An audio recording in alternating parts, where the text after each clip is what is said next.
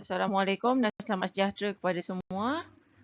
So, pada kali ini cikgu akan bincangkan mengenai topik pertama dalam sains tambahan untuk tingkatan 5 iaitu anatomi dan fisiologi.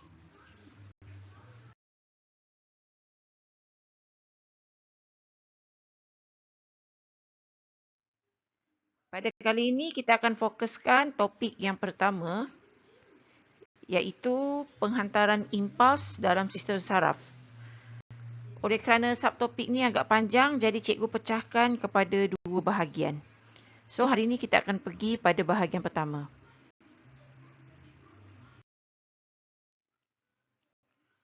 Untuk bahagian pertama ini, standard pembelajaran yang ingin dicapai adalah pelajar mampu menerangkan jenis, struktur dan fungsi neuron. Secara umumnya hari ini kita akan belajar mengenai jenis, struktur dan fungsi neuron. Sebelum kita meneruskan subtopik kita pada kali ini, cikgu suka ingin membuat sedikit ulang kaji mengenai urutan aliran impuls saraf di mana kandungan ini telah kamu pelajari semasa tingkatan 3 bab 1 dulu. Okey, so urutan aliran impuls saraf bermula dengan rangsangan. Rangsangan akan dikesan oleh reseptor, kemudian reseptor berfungsi untuk menukarkan rangsangan tersebut kepada bentuk impuls saraf untuk dihantar ke sistem saraf pusat melalui sel saraf yang kita panggil sebagai neuron. So, di dalam sistem saraf pusat terdapat otak, medula oblongata dan juga saraf tunjang. So, ini adalah pentafsir kepada impuls saraf bergantung kepada jenis rangsangannya. Bergantung kepada jenis respon yang akan dihasilkan. Kalau respon yang dihasilkan adalah untuk tindak balas terkawal, dia akan ditafsir oleh otak. Kalau untuk tindak balas luar kawal ni contohnya macam denyutan jantung, denyutan nadi. Okey, dia dikawal oleh medula oblongata. Dan akhir sekali, sekiranya gerak balas itu adalah gerak balas refleks, dia akan ditafsir oleh saraf tunjang. Contoh gerak balas refleks ni adalah bila kamu menjerit apabila terpijak paku ataupun kamu terkejut apabila mendengar bunyi yang kuat. Itu semua jenis rangsangan yang ditafsirkan oleh saraf tunjang. Okey, kemudian apabila maklumat telah ditafsirkan, maka impuls saraf yang terdiri daripada gerak balas yang akan dihasilkan akan dihantar menerusi neuron kepada efektor. So, efektor ni adalah anggota badan yang akan memberikan gerak balas terhadap rangsangan tersebut. Dan anggota badan tersebut akan menghasilkan gerak balas ataupun kita panggil sebagai respon. Contohnya macam kita terpijak paku. So, apabila kita terpijak paku, so maklumat itu akan dihantar menerusi reseptor pada kulit, akan mengesan rangsangan tersebut. Dia akan menukarkan rangsangan tersebut kepada bentuk impuls saraf, akan dihantar kepada saraf tunjang ataupun otak.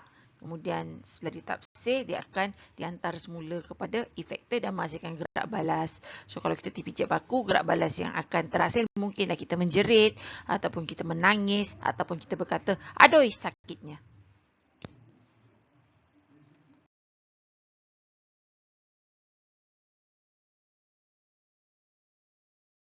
Okey, kita akan tengok kepada jenis reseptor yang terdapat pada badan manusia. Secara umumnya kita ada 6 jenis reseptor yang terdapat pada badan kita dan setiap reseptor mengesan rangsangan yang berbeza.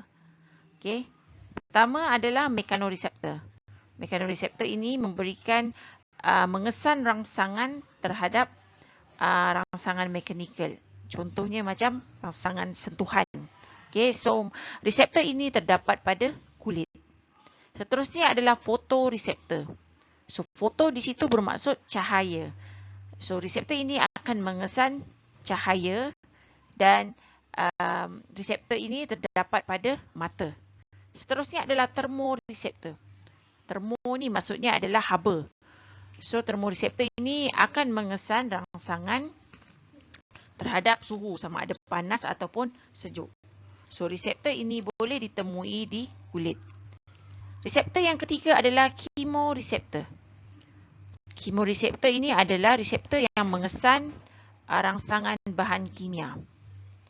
So, reseptor ini kita boleh temui di hidung ataupun lidah. Sebab hidung dan lidah dia akan mengesan rangsangan daripada bahan bahan kimia.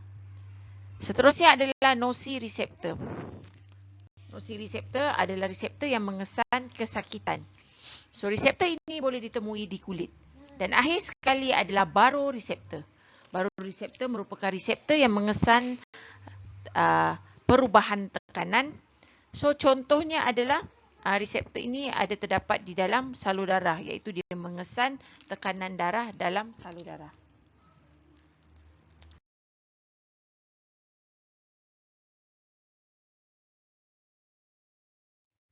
Seterusnya kita akan tengok kepada jenis efektor. So, efektor ada dua jenis. Yang pertama adalah otot, di mana fungsi otot adalah menghasilkan pergerakan. Dia berfungsi untuk menggerakkan tulang-tulang kita lah. Dan jenis efektor kedua adalah kelenjar. So, kelenjar ini berfungsi untuk merembeskan sama ada hormon ataupun enzim yang berfungsi untuk melaksanakan sesuatu aktiviti. Contoh yang ada dekat dalam slide ni, contohnya macam kelenjar thyroid, kelenjar ovari, kita ada testis, kita ada kelenjar adrenal, kita ada kelenjar leo, kita ada kelenjar pituitary.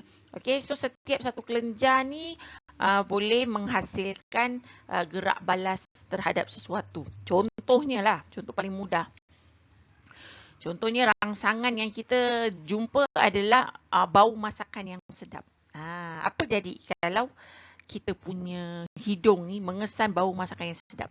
Pertama sekali yang berlaku adalah kita punya air liur akan meleleh lah, kan? So air liur ini dihasilkan di kelenjar liur. So kelenjar liur telah dirangsang oleh impuls saraf dan air liur pun dihasilkan. Maka selepas itu barulah kita punya anggota badan yang lain akan bertindak balas. Contohnya macam tangan kita akan mengambil makanan tersebut dan akan makan makanan tersebut.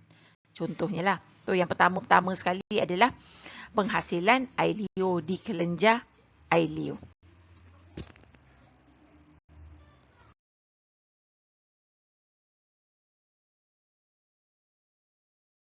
So, seterusnya kita tengok struktur dan fungsi neuron. So, apa itu neuron sebenarnya?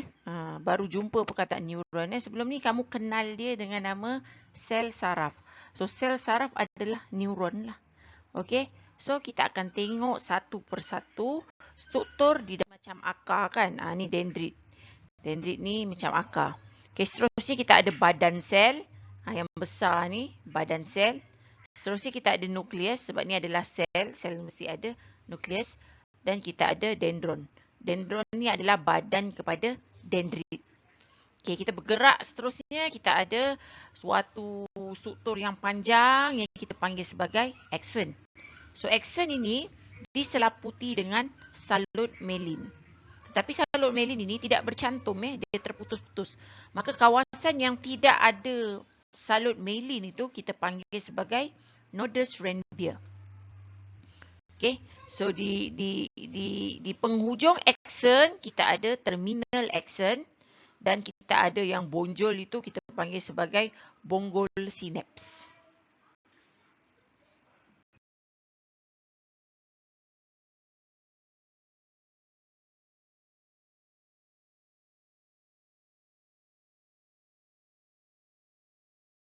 Seterusnya kita tengok fungsi setiap struktur. Okey. So yang pertama adalah badan sel. Badan sel berfungsi untuk mengintegrasi isyarat dan mengkoordinasi aktiviti metabolisme dalam badan. Seterusnya kita pergi kepada dendron. Dendron tadi adalah badan kepada dendrit. So dendron berfungsi membawa impuls saraf ke dalam badan sel.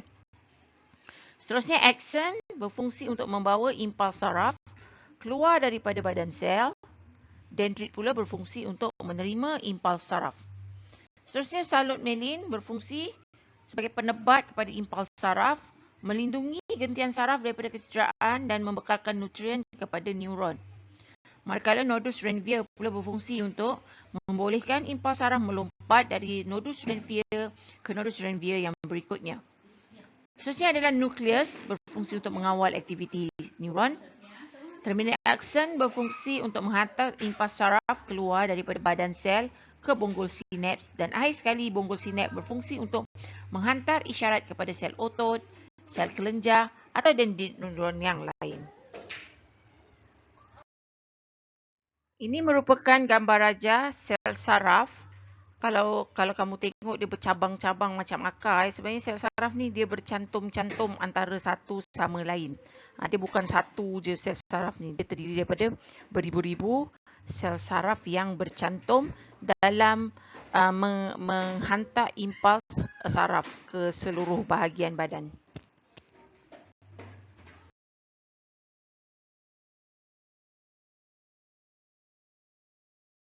Seterusnya kita tengok kepada jenis neuron. Sebenarnya neuron terdapat sebanyak 3 jenis dan mempunyai sebenarnya fungsinya sama, yang berbeza adalah kedudukannya lah. Okey, yang pertama kita panggil sebagai neuron efferent. So neuron efferent ni kalau kamu tengok strukturnya berbanding dengan struktur umum neuron, lebih kurang je. Cuma beza dia badan sel dia agak ke tengah sikit. Kan?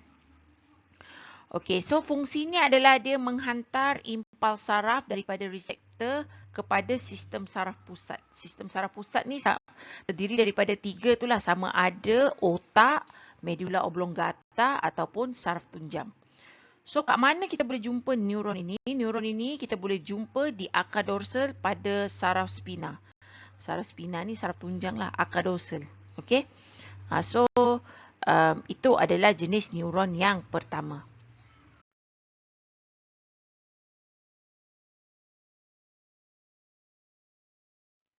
Jenis neuron yang kedua adalah interneuron. Interneuron. So, apa maksud inter? Inter ni maksudnya antara. So, ini adalah neuron yang berada dekat tengah lah, senang cakap. Okay.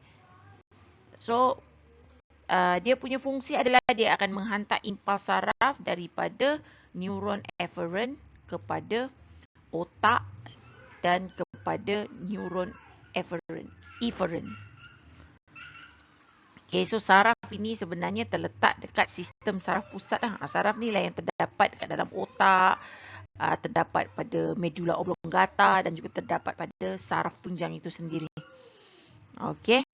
Dan akhir sekali adalah neuron efferent. Neuron efferent dia menghantar impuls saraf daripada sistem saraf pusat kepada efektor. So kat mana kita boleh jumpa neuron ni adalah pada akar ventral pada saraf spina. Senang cakap dia ada dekat bahagian otot ataupun dekat bahagian kelenjar. So sebelum ni cikgu cakap kan yang saraf ni dia, neuron ni dia bercantum-cantum kan. So cantuman dia bermula dengan neuron efferent bercantum dengan interneuron dan kemudiannya bercantum dengan neuron efferent. Okay, so dia bukan satu campur satu macam tu tak. Dia kadang 7 mungkin 100. Yang pertama tu kan neuron efferent kan. Lepas tu interneuron pun ada mungkin 100, kemudian neuron efferent pun ada 100, dia bercantum-cantum.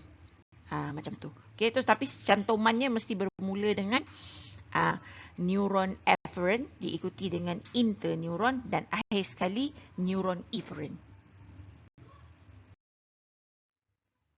Okey, maka tamatlah sudah bahagian 1 untuk subtopik kali ini.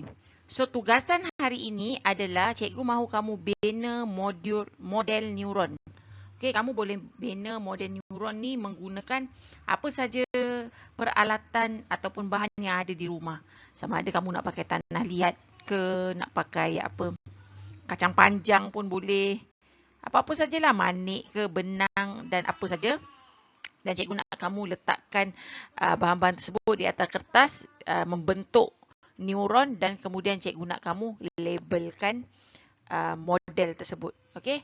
Contoh cikgu dah ada bagi dekat dalam sini. Kalau kamu tengok, ini semua kerja budak sekolah rendah. Jadi kamu dah sekolah menengah, cikgu mengharapkan hasil yang lebih cantik. Okey. Lepas kamu dah siap tugasan kamu ni, cikgu nak kamu ambil gambar dan hantar ataupun private message cikgu, PM cikgu. Okey.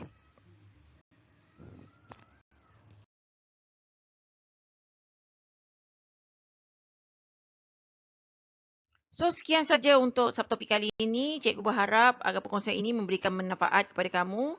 Dan jangan lupa subscribe YouTube channel cikgu ya. Semoga kita berjumpa lagi pada hari esok. Bye.